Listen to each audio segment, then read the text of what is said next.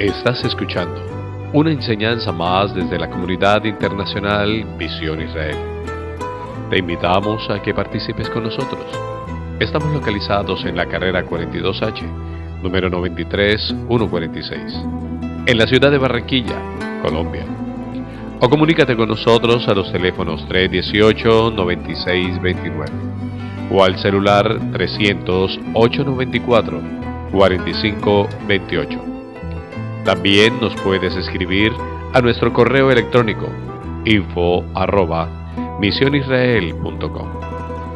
Te invitamos que siga visitando nuestra página web www.misionisrael.com.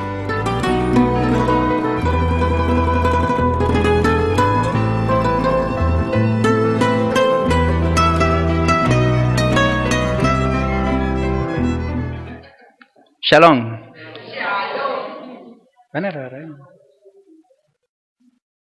Bueno, hoy estamos celebrando pues la festividad de la luna nueva. Hoy es el día de Rosh Hodesh. Vamos a estudiar entonces la parashá que corresponde a esta semana, que es la parashá de Bereshit, Génesis. La palabra Génesis es una palabra griega, significa principio. Al igual que la palabra en hebreo Bereshit, que también significa principio.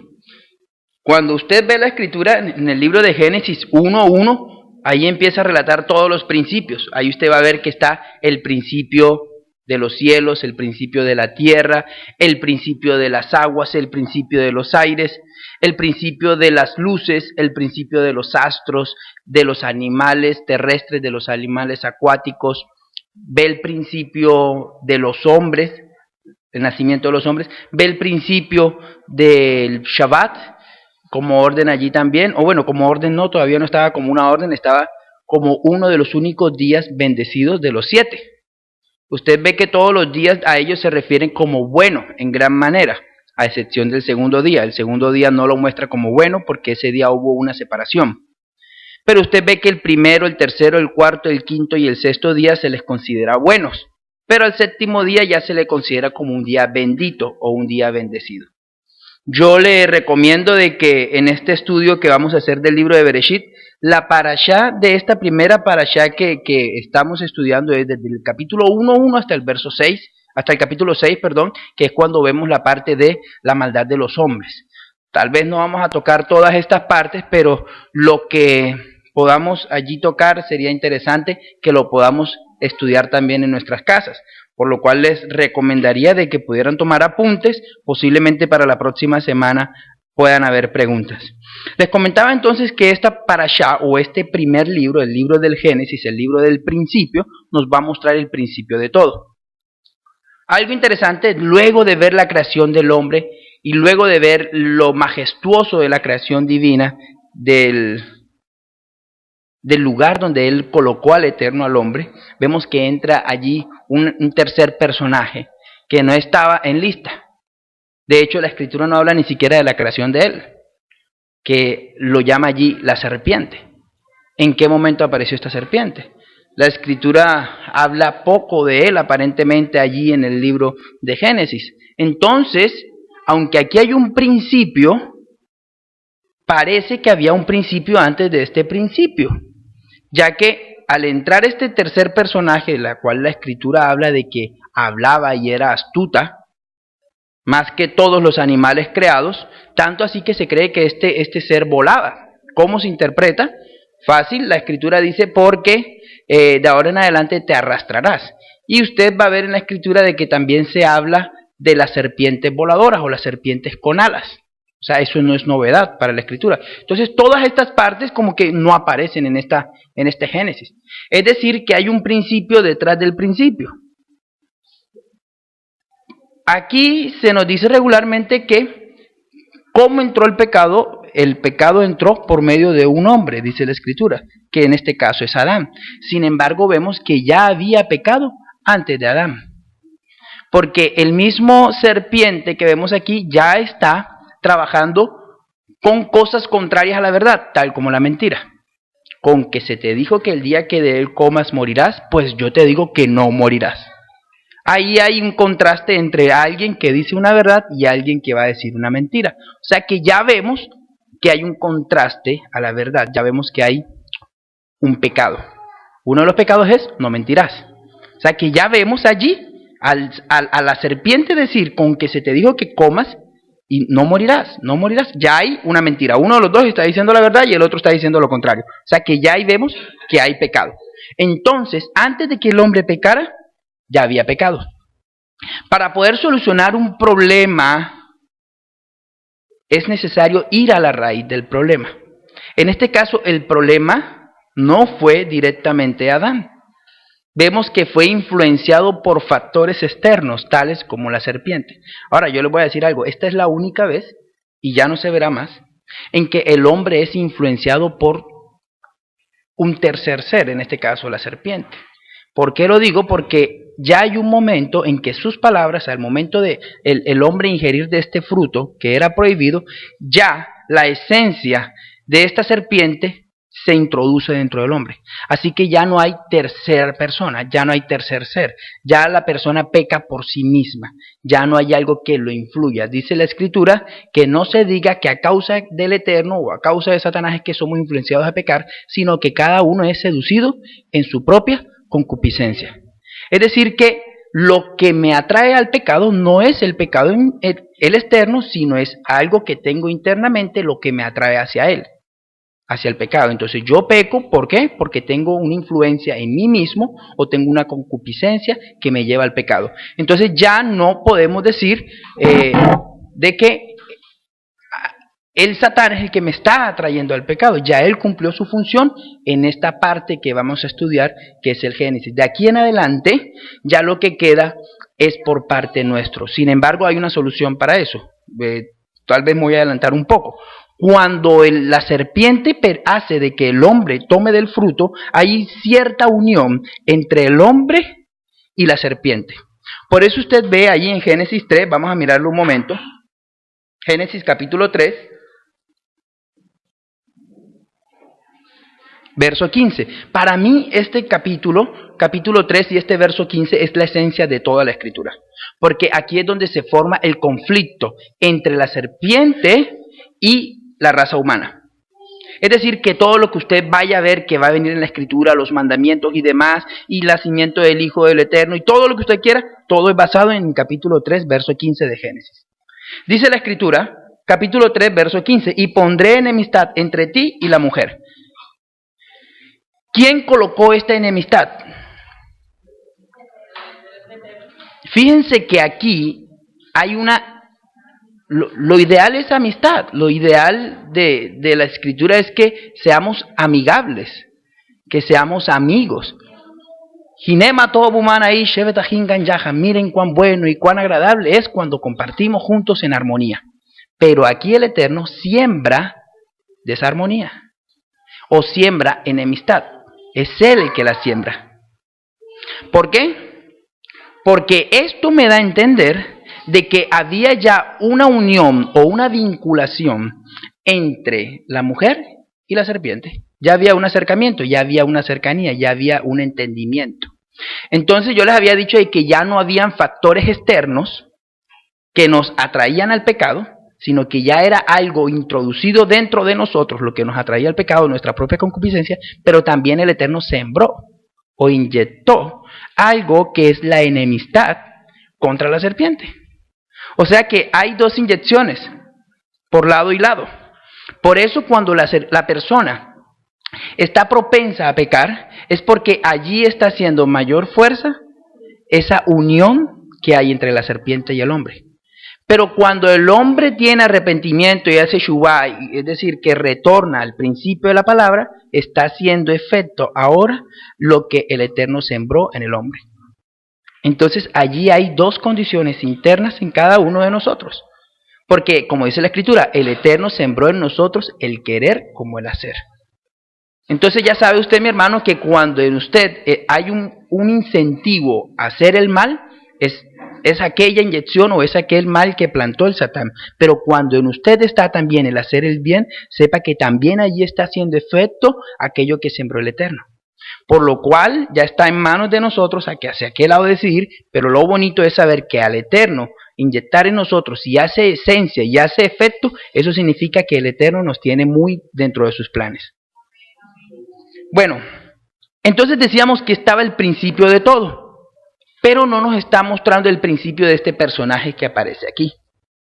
Lo que decía, había un principio detrás de este principio. Y si ustedes se fijan, allí no habla de la creación del agua. El agua ya estaba. De hecho, dice la Escritura que la tierra estaba desordenada y estaba vacía. Posiblemente en otro momento vamos a estudiar de por qué estaba desordenada y estaba vacía. De hecho, esos términos hebreos que aparecen allí, aparecen nuevamente en el libro de Isaías. Nuevamente la tierra estaría en ese caos de desordenado y de vacío. Nuevamente estará. Entonces esto me da a entender que también hubo otro principio. La tierra estaba desordenada y vacía, ya había agua y ya había tierra. De hecho, entendiéndolo más o menos, lo que se creó en sí fue la luz. Porque si usted lo nota, cuando dice que se separe de las aguas la tierra y a lo seco llamó tierra y a lo otro llamó mar, ya estaba el agua y ya estaba la tierra. Cuando dice la Escritura y se produzca la tierra árboles y hierba, ya la tierra lo tenía. Estaba dentro de la tierra, ¿sí? No fue creado, el término en hebreo es bará. Cuando usted ve también que la tierra, el mar produzca las aves y produzca los animales marinos, el mar lo produce. Cuando usted ve que del cielo también salió la lumbrera mayor y la lumbrera menor, el cielo lo produce, o sea, todo ya estaba hecho. Lo único es que ahora en ese caos, en ese desorden, empezó a relucir uno a uno de acuerdo al llamado y orden del Eterno. Vamos entonces al principio. Este personaje, según muchos eruditos, muchos conocedores de escritura, muchos teólogos, ven el libro de Ezequiel, capítulo 28. Vamos a ir un momento allí. Ven el libro de Ezequiel, capítulo 28, como una luz para poder entender el principio de este personaje, esta serpiente. Ahora, vamos a entender primero quién es esta serpiente. La Escritura habla en el libro de Revelaciones de que esta era la serpiente antigua. ¿Ustedes recuerdan? ¿Dónde está ese texto?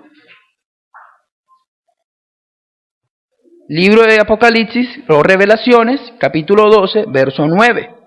Y fue lanzado fuera el gran dragón, la serpiente antigua, que se llama Diablo y que se llama Satán. Son términos griegos aquí. Sin embargo, aquí vemos un término hebreo, Satán, que significa adversario o que va en contra de. Entonces aquí, Apocalipsis o Revelaciones 12:9 nos está diciendo que esta serpiente antigua en realidad no es otro que el mismo enemigo. Entonces el libro de Ezequiel, capítulo 28, vamos a empezar a partir del verso 12. Allí habla acerca de un gobernante que se llamaba Tiro. Usted cuando va al verso 1, vino a mí palabra del Eterno diciendo, hijo de hombre, di al príncipe de Tiro. Luego pasa al verso 11 y nuevamente viene palabra del Eterno a Ezequiel diciendo, hijo de hombre, levanta endecha o levanta lamento o lloro sobre el rey de Tiro y dile, así ha dicho el Eterno, el Elohim. Fíjense aquí, y empieza. Tú eras el sello de la perfección. Este término sello se puede traducir mejor como modelo. Tú eras el modelo de la perfección, lleno de sabiduría y acabado de hermosura. Todos los teólogos hacen comentarios de que esto se está refiriendo al principio de este ser. Verso 13, en Edén, en el huerto del Eterno, estuviste. Fíjense aquí, esto no se puede referir al verdadero gobernante rey Tiro, o al gobernante Tiro, porque él era una persona que nació y murió. Aquí estamos hablando de un ente que ya estuvo en los momentos de la creación en el mismo Edén. En Edén estuviste en el huerto del Eterno. de toda piedra preciosa era tu vestidura.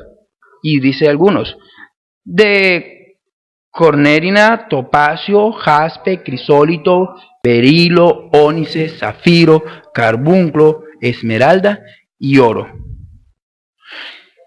Miren que aquí muestra algo interesante. Muestra de que su vestidura era de todas estas piedras preciosas.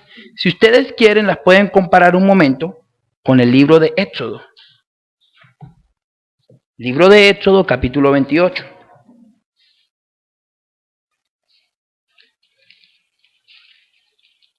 Y vamos a ir ahí al verso 17, 20. Aquí habla acerca de las vestiduras que debían tener los sumos sacerdotes, o el Cohen Gadol, que era el mayor de todos los sacerdotes. Capítulo 28, verso 17 dice, y lo llenarás con pedrería en 4 hileras de piedra. Esto es lo que llamamos el efod, que aparece, ahí está, en la tribu de Leví, en la bandera, algo así. Lo llenarás de pedrería en 4 hileras, una hilera de una piedra sárdica, una de topacio, carbunclo, la segunda hilera esmeralda, zafiro, diamante, la tercera hilera jacinto, ágata y amatista, la cuarta hilera berilo, un ónice, un jaspe. Todas estarán montadas en engaste de oro. Usted lo puede ver también ahí en Éxodo 39, 8. Éxodo 39, capítulo 8, dice la escritura, hizo también el pectoral de obra primorosa como la obra del efod, de oro, azul, púrpura, carmesí y lino torcido. Y ahí empieza a mostrar nuevamente la lista de piedras preciosas. Ahora, no los nombra en el mismo orden, aquí como está apareciendo en el libro de Ezequiel. De hecho, hay 3 que no aparecen en este libro de Ezequiel. Pero lo que sí nos puede mostrar es que al este ser estar vestido con este tipo de piedras, nos está mostrando su posición de que era una persona digna de honor en lo alto. Era de honor.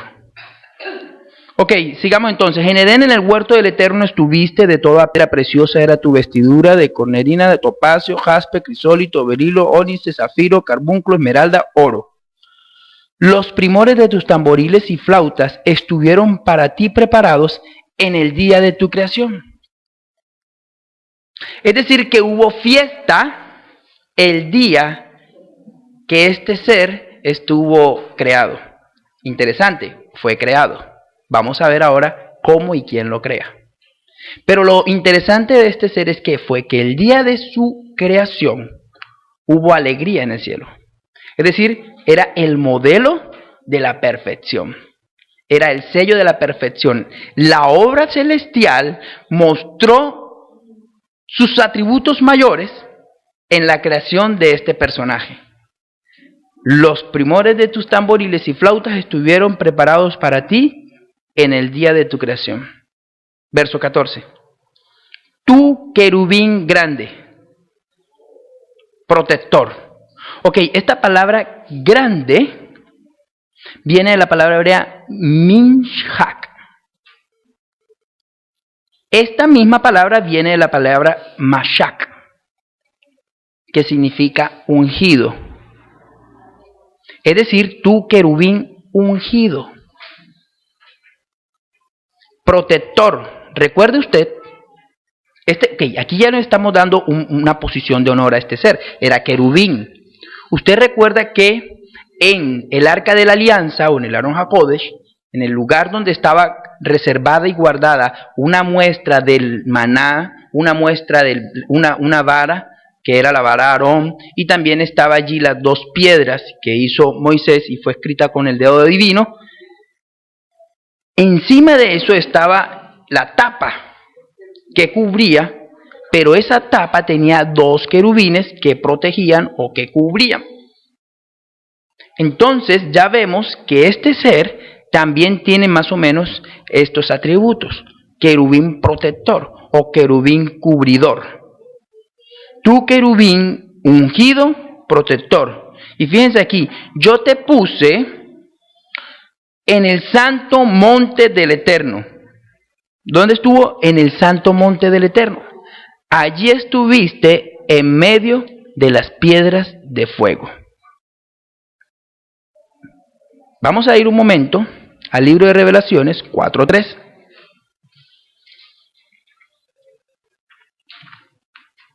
Ya sabemos que este personaje tenía una alta posición. Revelaciones 4:3. Y el aspecto que estaba sentado, 4:3. Y el aspecto del que estaba sentado era semejante a piedra de jaspe y cornalina. Y había alrededor del trono un arco semejante al aspecto de una esmeralda. Y alrededor del trono, había 24 tronos, sentados en el trono, ropas blancas con coronas, con oro y con cabezas, y con coronas en sus cabezas. Ok.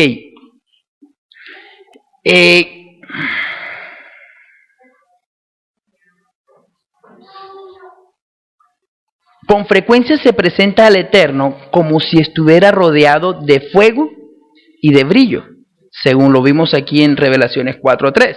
Y cuando el Eterno se reveló a Moshe, a Aarón también y a otros personajes que ustedes vieron, estos dice que veían los pies del Eterno sobre un embaldosado de zafiro.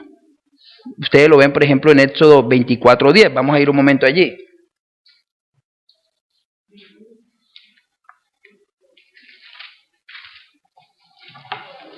Éxodo 24:10. Y vieron al Eterno de Israel, y había debajo de sus pies como un embaldosado de zafiro, semejante al cielo cuando está sereno. ¿Sí? Entonces, se mencionan estos detalles aquí para destacar el contraste entre los privilegios que tenía este ser originalmente y la suerte que le toca después. Cuando dice que se movía entre piedras de fuego, es decir, miren lo que dice allí, yo te puse en el monte del Eterno y te movías entre las piedras de fuego, entre los seres de fuego. Es decir, que su posición era entre los más honorables, se movía en medio de ellos. Verso 15, perfecto eras, y aquí está, el momento de la creación de este ser, dado que era un modelo de perfección. Verso 15 dice, perfecto eras en todos tus caminos desde el día en que fuiste creado. ¿Hasta cuándo? Hasta que se halló en ti la maldad. Interesante que es tan perfecto que tiene la posibilidad también de seguir escogiendo, o lo que llamamos el libre albedrío. Es decir, que este ser es tan perfecto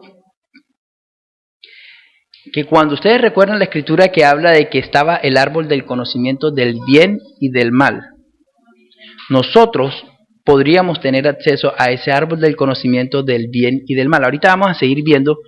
La escritura dice que el deseo del Eterno es que seamos semejantes a Él. Y vamos a ver que el Satán también quería ser semejante al Eterno.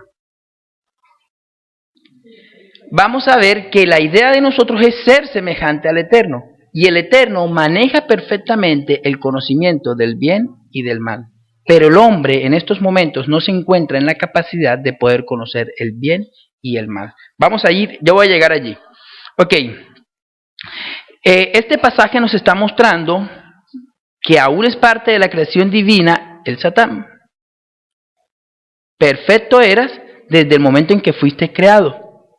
Y fue hecho de manera perfecta, con elección propia. Ahora la pregunta es, ¿quién lo creó o en qué momento fue creado? Vamos a ir al libro de Juan. Juan 1:1. Ustedes lo conocen, ese término, ese texto bíblico regularmente. Juan 1:1. Vamos a tratar de encontrar una explicación al momento de su creación. Dice, en el principio era el Verbo, y el Verbo era con el Eterno, y el Eterno era el Verbo. Miren aquí, este era en el principio con el Eterno. Y aquí va, todas las cosas por Él fueron hechas, y sin Él nada de lo que ha sido hecho, fue hecho. Ok, aquí me está diciendo de que todas las cosas fueron hechas por el Verbo. Hay algo interesante. Cuando regularmente se lee este texto bíblico, todas las cosas por Él fueron hechas, lo fácil para interpretar aquí es que todas las cosas las hizo el Verbo. Y este término griego que está allí no nos dice de que todas las cosas fueron hechas por Él. No dice esto. Un texto bíblico que nos muestra una mejor traducción de estas palabras es Colosenses 1:16. Colosenses 1:16 nos muestra, estas son palabras de Pablo.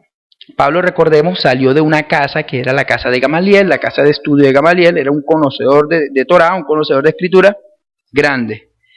Entonces, Colosenses 1:16.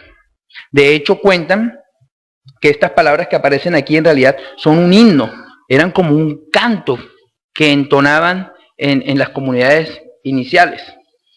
Dice Colosenses 1:16, porque en Él, fíjense aquí, porque en Él fueron creadas todas las cosas. Y aquí vamos a mirar al Satán. Porque en Él fueron creadas todas las cosas, las que hay en los cielos y las que hay en la tierra, las visibles y las invisibles, sean tronos, sean dominios, sean principados, sean potestades. Todo fue creado por medio de Él y para Él. Fíjense aquí, ¿quién creó? El Eterno, por medio del Mesías y para el Mesías. Es decir, que nosotros como creación somos un regalo del Eterno al Mesías. No es que el Eterno nos creó, sino que fuimos creados por medio de Él y para Él. Somos un regalo divino al Mesías. Pero fíjense algo, todo fue creado, las cosas que hay en los cielos, y dentro de eso incluye al mismo Satán. Todas las cosas fueron creadas en los cielos y en la tierra, tanto las visibles como las invisibles, sean tronos, sean dominios, sean principados, sean potestades. Usted recuerda un texto bíblico que dice, porque nuestra lucha no es contra carne ni sangre, sino contra principados y potestades. Esos principados y potestades por los cuales nosotros y con los que estamos luchando fueron creados por medio del Eterno y para el Mesías. Es decir, que este grupo que había sido creado para alegría del cielo es ahora la contra del Mesías y la contra del cielo, la contra del Eterno. Entonces todo fue creado por medio de Él para Él, sean principados, potestades, todo fue creado por medio de Él y para Él. Verso 20.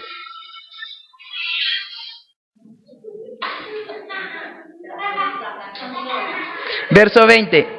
Y fíjense aquí, vamos a ir un momentico al verso 20. Verso 20, fíjense allí, voy a pasarme unos versos. Verso 20, de ahí mismo, Colosenses 1, vamos al verso 20. Y por medio de Él, fíjense ahí, y por medio de Él, reconciliar consigo todas las cosas, así las que están en la tierra como las que están en los cielos, haciendo la paz mediante la sangre de su madero. La idea de Él ahora, todo fue creado por medio de Él y para Él de una manera perfecta, pero esa parte le traicionó. Ahora, por medio de su sangre, Él quiere que todos obtengamos la posición original en la que fuimos creados, incluyendo los principados y las potestades, incluyendo a los enemigos. El Eterno está haciendo una labor grande por medio del Mesías para reconciliación del universo entero. Porque de tal manera ama al Eterno, al Olán, al universo, que ha dado su vida para que aquel que crea en Él no se pierda, sino que tenga como con Él también vida eterna. Este mismo texto, ya yo lo entiendo en el libro de Revelaciones, o Apocalipsis, capítulo 5,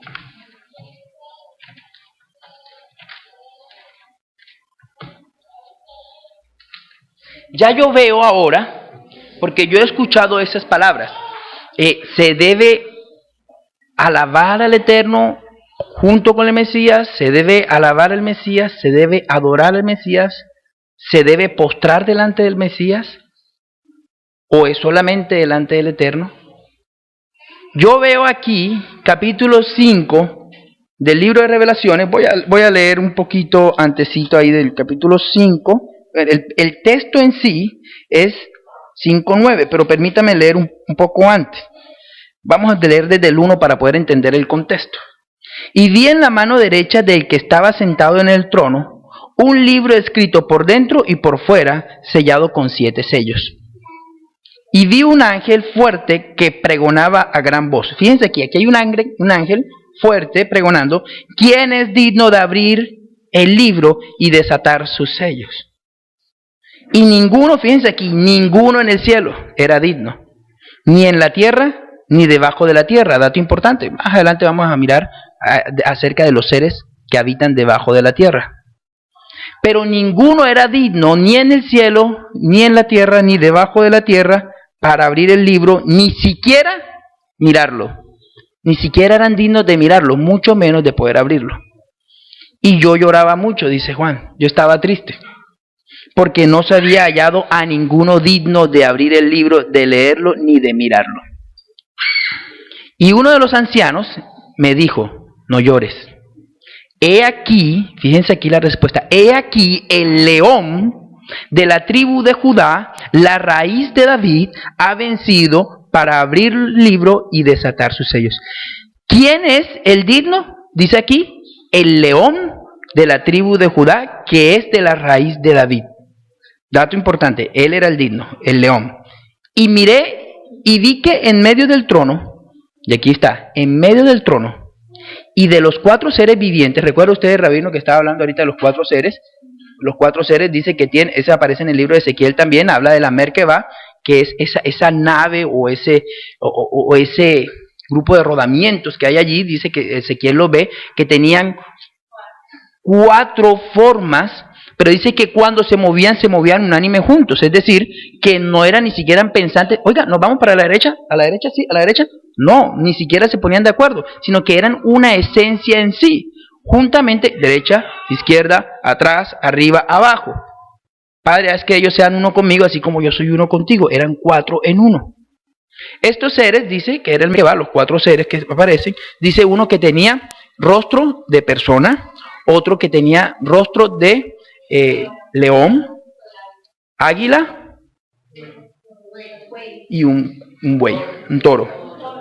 Ok, entonces verso 6, y miré y vi que en medio del trono y de los 4 seres vivientes, y aquí, y en medio de los ancianos, que son 24, estaba en pie un cordero como inmolado. Ahorita habíamos hablado de un león, pero ahora estos dice que en medio de ellos hay un cordero como inmolado, que tenía 7 cuernos y 7 ojos.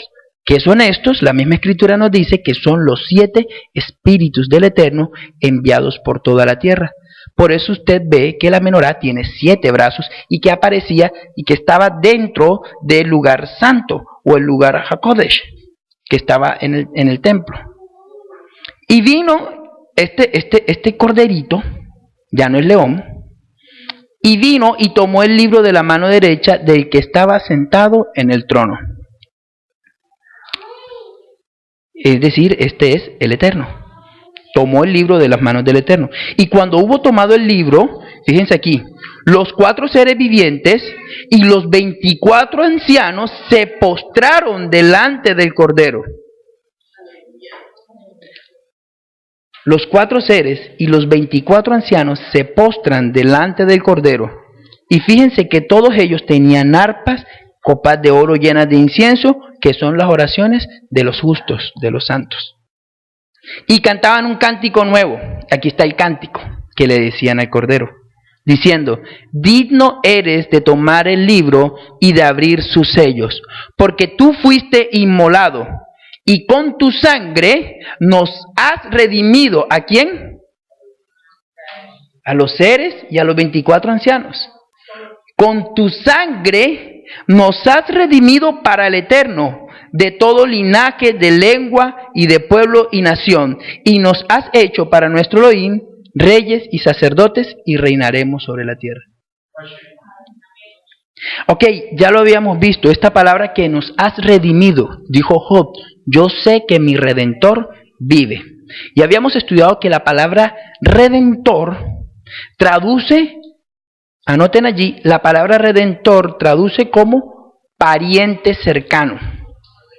Usted recuerda en el libro de Deuteronomio que decía que cuando una persona perdía todas sus posesiones, solamente el pariente más cercano era el que podía redimir y dejarlo en la posición que se encontraba en un principio.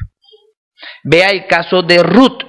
Usted recuerda, Ruth, que era lo moabita, pero estaba con su suegra había perdido absolutamente todo, ¿y quién fue el que lo redimió? El pariente más cercano. Bueno, el primero dijo, sí, hay uno que estaba antes de vos, pero que él dijo que no lo iba a redimir porque tenía que, dentro de la redención estaba también Ruth, y él dijo que no. Entonces el pariente más cercano en ese caso era vos, y vos redimió, y usted se da cuenta que esta Ruth viene a ser la abuela de David. O sea que la redención, miren a dónde llevó, al nacimiento del Mesías. Yo sé que mi Redentor vive porque nos has redimido, es decir, la posición original que teníamos la perdimos. Pero por medio de la sangre del Cordero, dice, nos has colocado en la posición, has pagado el precio, como dijo Pablo, no un precio con cosas corruptibles como plata, sino con cosas incorruptibles que es la sangre del Mesías. No como vos que pagó su posición con dinero, sino como el Mashiach quien pagó con su propia vida. Y por eso dice, y es el primero en resucitar, porque alguien que da su vida, ya dio su vida y no tiene manera de poder ver los beneficios de ello, pero dice, y resucitó, para poder ver los beneficios del haber dado su vida. Ok, entonces este pariente cercano, ustedes ven aún los 24 ancianos, ustedes ven los 4 seres, ustedes ven a las multitudes postrándose ante el Cordero porque ellos saben que todo se contaminó la tierra, pero se contamina primeramente el cielo. Por eso ustedes ven, aquí vamos a ir un momentico al verso 16 del capítulo 28 de Ezequiel, sigamos allí. Fíjense aquí lo que pasó. Ezequiel 28:16 dice que a causa de la multitud de tus contrataciones, ¿saben que esta palabra contratación, que se traduce como comercio, en algunas ocasiones también se traduce como por causa de tu palabrería? Que esta es la misma palabra que se usa, no andes con chismes en medio de tu pueblo. Esta palabra contratación se puede traducir también por medio de tu chismería o por medio de tu palabrería. Capítulo 28:16. A causa de la multitud de tu palabrería o a causa de la multitud de tu chisme, porque eso fue lo que hizo el Satán. De la misma manera como sembró duda en Eva, esa duda la sembró en el cielo. Entonces, a causa de la multitud de tu chismería o de tu contratación, fuiste lleno de maldad, porque te acumulaste en la palabra. Por eso la Escritura nos dice, no andes con chisme en medio de tu pueblo. No andes hablando mal del prójimo, no andes hablando mal del Eterno, que en este caso era lo que hacía Satán. El Satán que decía, bueno, mira, el Eterno dijo que era así, pero ¿qué te parece si en medio de la democracia se hace esto y esta opción aquí, que en vez de trabajar por acá, trabajemos por allá? Y empezar a crear esas dudas. Dice, no andes con esas dudas, porque este fue el primer pecado. El pecado original del Satán fue el chisme. No, a causa de la multitud de tus contrataciones o de tu chisme fuiste lleno de iniquidad y pecaste. Y aquí va, por lo que te eché del monte del Eterno. Ahorita habíamos visto allá arriba el monte del Eterno. Y te arrojé de entre las piedras de fuego. Es decir, ya no vas a estar en esas posiciones de honor, en aquellos seres de luz. Te arrojé de en medio de ellas, oh querubín protector. Te arrojé. En el capítulo 12 del libro de Revelaciones, usted ve cómo estas palabras hacen efecto. Ahora, hay un espacio del tiempo en que estas palabras se cumplen en el libro de Revelaciones 12. Revelaciones 12, usted lo ve del verso 7 al 9, dice la Escritura. Después hubo una batalla en el cielo, en lo alto. Miguel, que es uno de los seres divinos, Mijael, y sus ángeles luchaban contra el dragón y luchaban el dragón. ¿Se apagó? Hola, ¿se apagó? No. Hola, ¿sí? Ok, después una batalla en el cielo. Miguel y sus ángeles luchaban contra el dragón y luchaban el dragón y sus ángeles. Pero no prevalecieron ni se halló ya lugar para ellos en el cielo. Es decir, y fue lanzado, aquí se cumplen las palabras del verso 16 de Ezequiel 28, fue lanzado del monte del Eterno y de en medio de las piedras de fuego. Pero no prevalecieron, verso 8, 12:8 de Apocalipsis, no prevalecieron ni se halló ya lugar para ellos en el cielo. Y fue lanzado el gran dragón, la serpiente antigua, que se llama Diablo y Satanás, el cual engaña al mundo entero. Fue arrojado a la tierra y sus ángeles fueron arrojados con él. Ahora, yo les voy a mostrar que aquí también, eso es otra manera de mostrarles de que el pecado también estaba en el cielo. Sigamos al siguiente versículo. Ahora sí se escucha. Entonces oí una voz en el cielo que decía: ahora ha venido la salvación, el poder y el reino de nuestro soberano y la autoridad del Mashiach. Fíjense aquí, porque ha sido lanzado fuera el acusador de nuestros hermanos, el que los acusaba delante de nuestro Elohim de día y de noche. ¿Quién dice esto? La voz del cielo. Ya fue lanzado, esa voz era parte del cielo, podríamos decir un ángel, supongamos. Y fue lanzado, y dice, y fue lanzado el que nos acusaba delante del Padre. Es decir, a otros seres divinos, este mismo ser iba y acusaba delante del Padre, no solamente a las personas. ¿De dónde me baso de que no eran personas? El siguiente verso lo dice. Y ellos... Verso 11, y ellos le han vencido por medio de la sangre del Cordero y de la palabra del testimonio de ellas, y menospreciaron su vida hasta la muerte.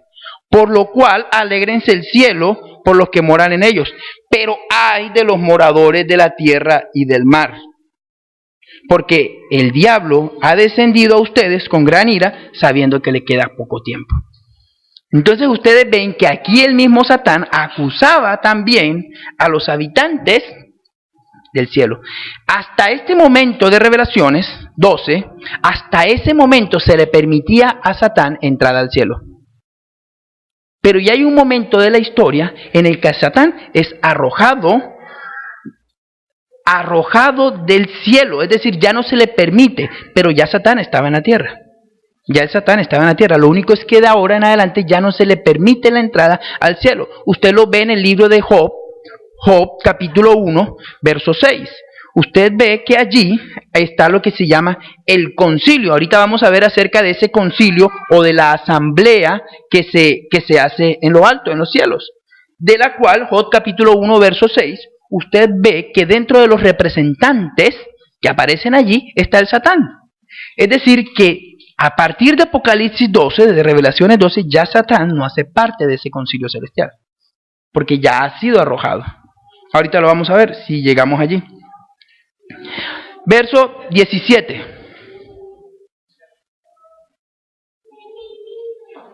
Ok, verso 17.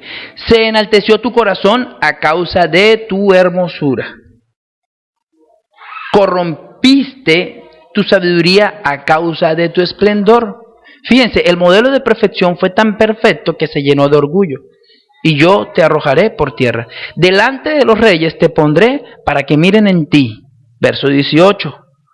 Con la multitud de tus maldades y con la iniquidad de tus contrataciones o chismería, profanaste el santuario. Yo pues saqué fuego en medio de ti, el cual te consumió, y te puse en ceniza sobre la tierra a los ojos de todos los que te miran. Este libro de Ezequiel nos muestra entonces cuál fue el principio de este ser y cuáles fueron las razones por las que se reveló. Isaías 14, los teólogos muestran también de que este libro hace parte también de este personaje para seguir entendiendo su carácter. Isaías 14, vamos a ir un momento, y vamos a ir al verso 13. Los que estén anotando, Isaías 14, 13. Dice allí: tú que decías en tu corazón,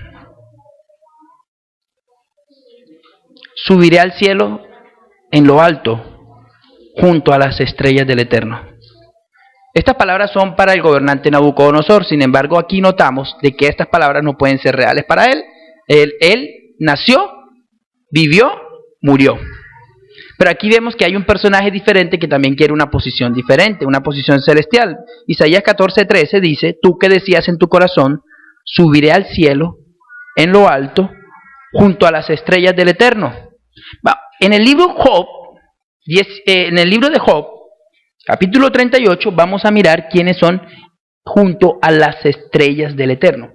Siempre que usted vea, o en la parte profética, qué son las estrellas, el libro de Job nos aclara quiénes son las estrellas.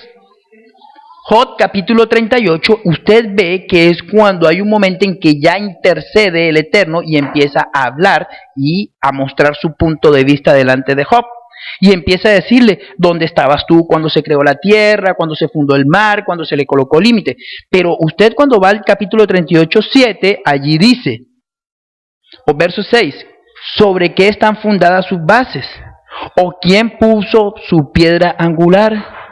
Fíjense aquí, cuando alababan todas las estrellas del alba y se regocijaban todos los hijos del Eterno. Y aquí Isaías 14:13 dice, tú que decías en tu corazón, subiré al cielo en los cielos, subiré al cielo en lo alto y junto a las estrellas del Eterno levantaré mi trono. ¿Sobre quién quería este Satán levantar su trono? Sobre toda la creación y sobre todos los seres estrellas o ángeles del Eterno. Levantaré mi trono y en el monte de testimonio me sentaré. Fíjense ahí, tú que decías en tu corazón, subiré al cielo en lo alto junto a las estrellas del Eterno. Levantaré mi trono y en el monte del testimonio me sentaré. ¿Cuál es este monte? Esta palabra monte del testimonio viene del hebreo Har Moed. Moed, Har Moed. ¿Qué significa Moed? Moed, estamos en una, este es Moed. Tiempo. Moed, estamos, esta es una asamblea santa. M-O-E-D. Moed significa asamblea. Entonces me sentaré en el monte de la asamblea o en el monte de la reunión. Recuerden, Job 1:6. Esto también se puede comparar con el monte del Eterno, que es el que habíamos visto ahorita en Ezequiel 28:16. Entonces, el Satán aspiraba colocar su trono en el monte de la congregación o en el monte de la asamblea, pero él lo arrojó de allí. Es decir, que el Satán aspiraba a imponer su voluntad en las decisiones celestiales. Es decir, que quería era gobernar el universo entero. Cuando dice que se quería sentar y colocar su trono en el monte de la asamblea, es porque quería tomar decisiones de todo el universo. Aquel monte, esa asamblea que usted ve en el Job, capítulo 1, verso 6, donde dice que se reunieron todos para ese concilio. Entonces él decía que quería colocar su trono. Y dice, levantaré mi trono en el monte del testimonio a los lados del norte. ¿Por qué a los lados del norte?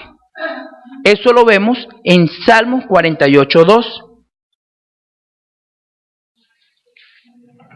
Salmo 48:2 nos dice, hermosa provincia, el gozo de toda la tierra, es el monte de Sión, a los lados del norte, la ciudad del gran rey. Es decir, al norte principal de la ciudad. Él quería estar en el trono divino. Quería tener su posición. De hecho, ustedes ven que en el libro de Éxodo, capítulo 14, verso 12, se habla de un Dios que aparece allí, de un Elohim, que regularmente representa a los dioses reunidos como en un concilio sobre una montaña, eso dice la mitología pagana, en un lugar lejano situado hacia el norte. Dice que algunos piensan que Isaías empleó esta figura para describir las jactaciones y las pretensiones de Lucifer. De hecho, en Isaías 14:2, ahí hay un monte que se llama Baal-Zephón, que significa Baal del norte o el Señor del norte. Baal-Zephón. Isaías 14:14, seguimos allí. Seguía diciendo, sobre las alturas de las nubes subiré y seré semejante al Altísimo. Lo que habíamos dicho. Aquí él quería ser semejante al Altísimo. Pero la diferencia era que no quería ser semejante al Altísimo en su carácter, sino en su poder.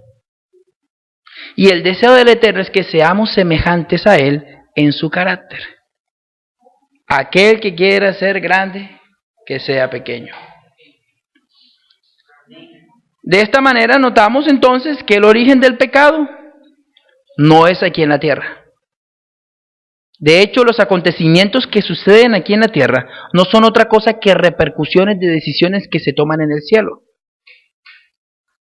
Esto que está aquí no es otra cosa que sombra. Usted sabía que hace como 4 días, 3 días, unos científicos ya están demostrando científicamente de que este mundo es una manifestación, un reflejo, palabras mías, estoy aquí, de una supercomputadora, en donde las decisiones se toman en el cielo, en donde las decisiones se toman en esa supercomputadora y se reflejan aquí en la tierra.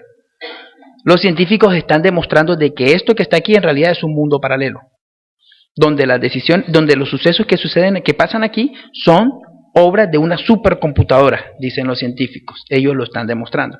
Entonces usted ve en el caso de Job, los acontecimientos que le sucedieron, destrucción de su casa, destrucción de sus animales, la situación económica, la pérdida de su familia, los problemas de salud, no eran otra cosa que decisiones que se habían tomado primeramente en el concilio celestial.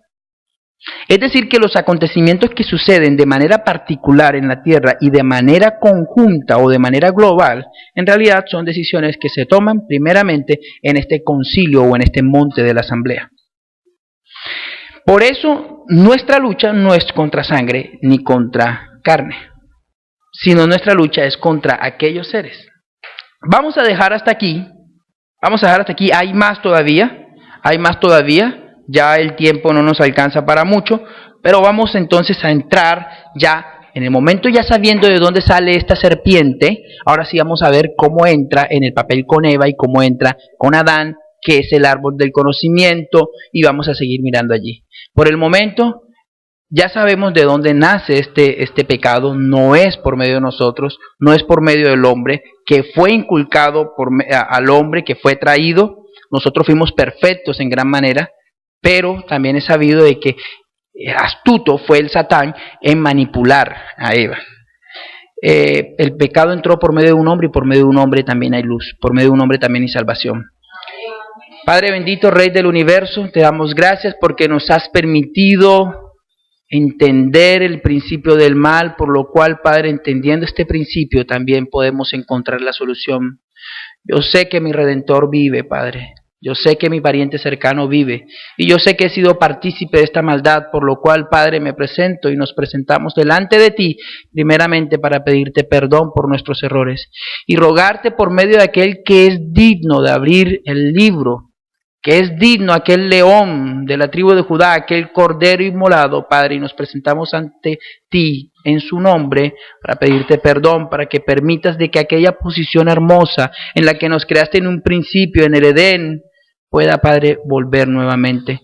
Mientras tanto, permite que nuestros nombres permanezcan inscritos en el libro de la vida y, Padre, que nuestras oraciones, Padre, sean como lo llaman allí en la Escritura, la oración de los justos, la oración de los santos, Padre.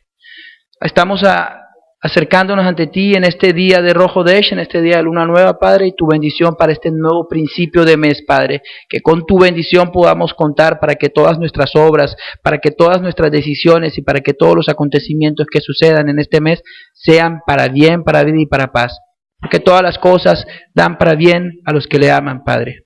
En el nombre del Mashiach, tu bendición te rogamos. Amén. Amén. Shalom.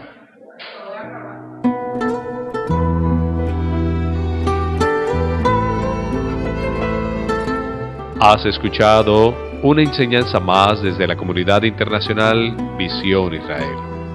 Te invitamos a que participes con nosotros. Estamos localizados en la carrera 42H, número 93146, en la ciudad de Barranquilla, Colombia.